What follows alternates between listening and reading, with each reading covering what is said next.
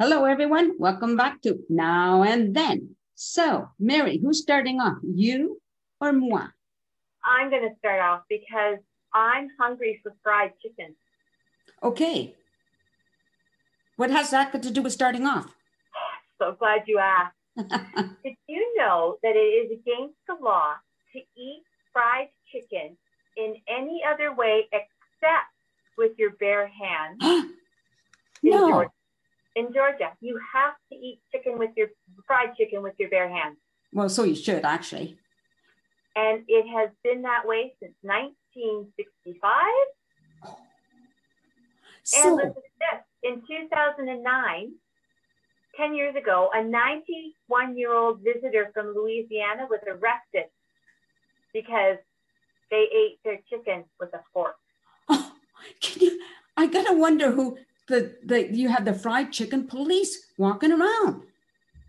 Oh my gosh. I know. It is. It's a slippery, slidey, greasy slope. I mean, as much as I love eating chicken with my fingers, it is messy. And not everybody gives you that, like the little water dish, you know, or one of those little wet ones, right? Yeah. Yeah. So there you go. Well, I have nothing that matches that, let me tell you. But I do have an interesting saying, okay? The first one I have is break the ice. Now, what do you know that to mean? Break the ice means getting to, the initial difficulty of getting to know somebody and getting through that. Okay. But originally, what it was, back when road transportation was not developed, ships were the only transportation and means of travel. So during the winter, ships would sometimes get stuck in the ice formation. So the receiving country would send out small ships to break the ice, to clear the way for the trade ships. The gesture showed affiliation and understanding between the territories. Oh. Isn't that interesting how things have changed the meaning over the years? So when did it start meaning like breaking the ices and getting to know people then? It didn't say. Not everything tells you when things originated. So, you can just make up a date. I could have done that. You wouldn't have known. Pardon? 1824. Okay, sounds good to me. Oh, and just to backtrack a little, like last week we left it where I was going to check out about ancient Egypt, cutting out the tongue of liars to see if they still do that. I couldn't find anything on that. So if they still do it, they're keeping it quiet. Well, that's because they can't talk about it because they don't have it. They don't have tongues. Oh my gosh. But they did honor their cats. I mean, way back when cats were, a sign of, I don't know what they were a sign of, but they did, how like India, they have their cow. Well, in Egypt, it was the cat. It's because like the Sphinx and stuff, right? Yes. Yeah, there you go. Yeah, absolutely. Yeah. Okay, you're next. Your turn. You're on next. What do you have? I have so many interesting ones. It's going to keep us going for weeks, let me tell you. Because in Juneau, Alaska, you cannot have a flamingo in the barbershop. What? My God, that's just not right. I don't know why they don't protest. The flamingos or the barbers? Both. Because look at it, unless it gets cold there, right? Yeah. Wouldn't you think the flamingo would like to be in a nice warm barbershop? Like, what are flamingos even doing in Juneau, Alaska? Well, maybe they were flying. Do they fly? Maybe they were flying around and there was a big storm and they were pushed, blew out of their flight path. Landed on the ice, walked into a barbershop. On stilts. And a sheriff walked by, said this should be against the law, took it to the government and had a law created.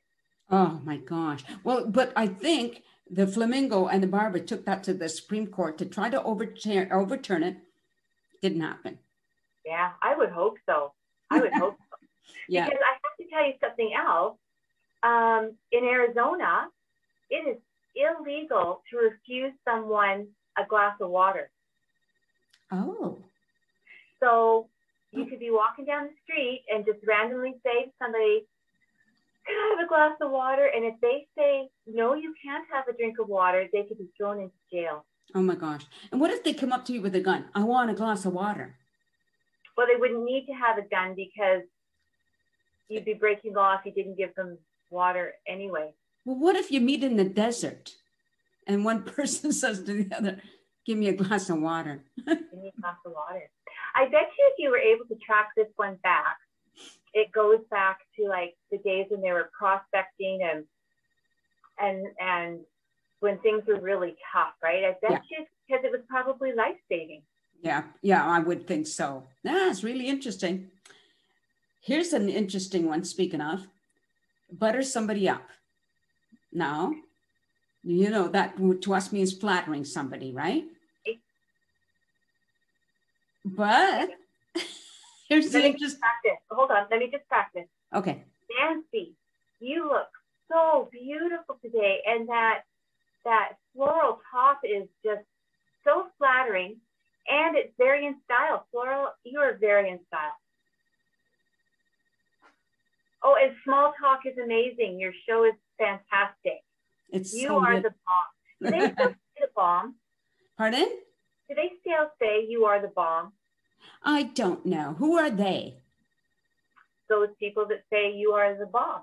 Oh, well, we'll have to find out. Hey, anybody, if you still say you are the bomb, let us know. You can find us on Facebook. We're both there somewhere. Okay. Okay, so tell me about buttering up. Okay, it was actually a religious custom in ancient India. The devout would, sorry, I don't mean to laugh, but they would throw butter balls at the statue of the gods to seek favor and forgiveness.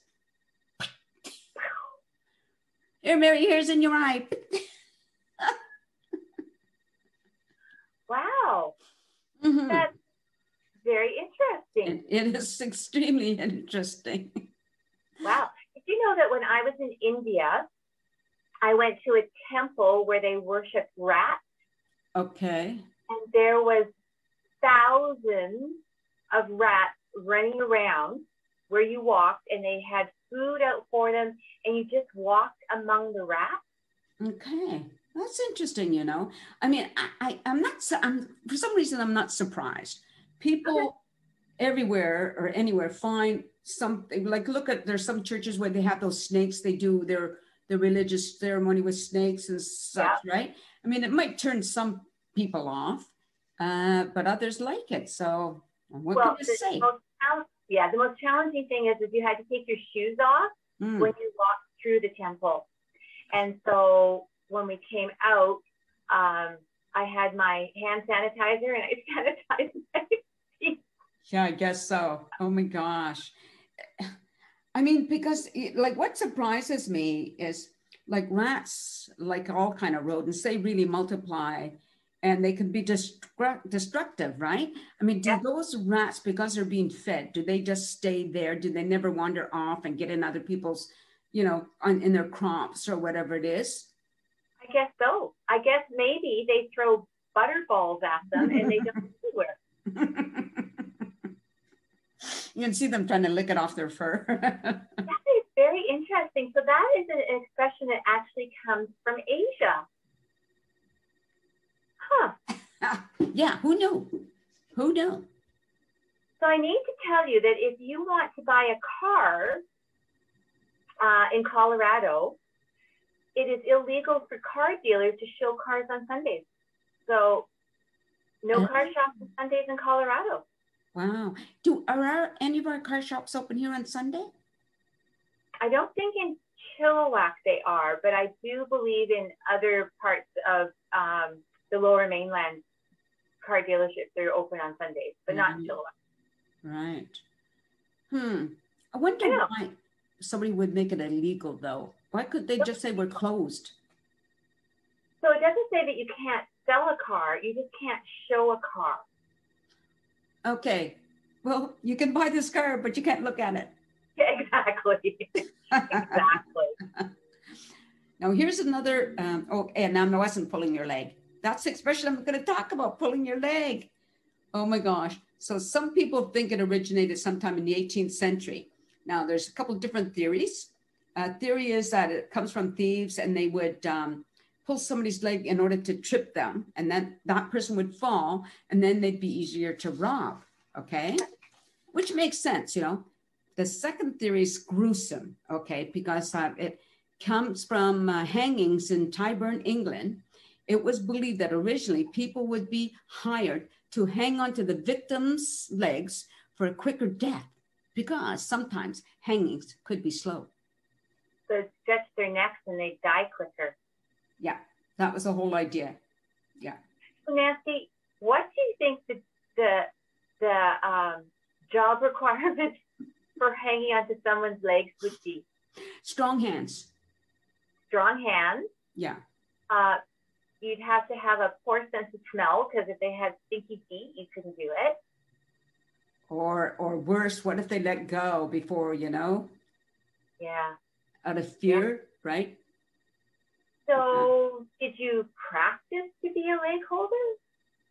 I doesn't, you know, nothing. See, they only tell you parts of things, because the investigator, whoever investigates things, doesn't delve deep enough, because they have to go back and find written reports, I suppose. And were there written reports? A lot of places things got burnt down or whatever, or somebody said, oh, let's shred this. Yeah, let's shred this. We don't want people. Actually, that makes so much sense if you think about it. Yeah, absolutely. You are just, well, I'm going to butter you up.